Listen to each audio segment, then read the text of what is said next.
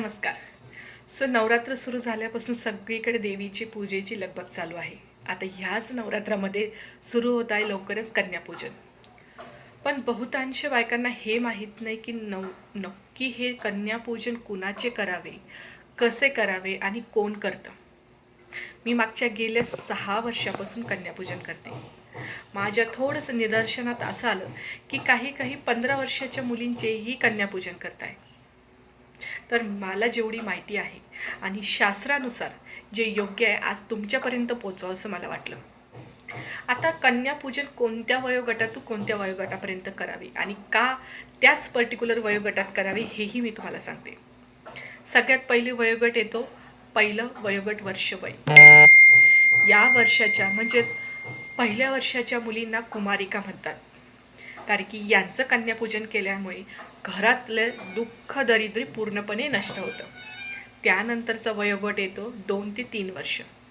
या वर्षाच्या मुलींना त्रिमूर्ती असे म्हणतात. त्यांचे पूजन केल्याने घरात सुख समृद्धी वाढते आणि सोबतच वंशाची वृद्धी होते. त्यानंतरचा वयोगट येतो हा 4 ते 5. त्यांना रोहिणी असे म्हणतात.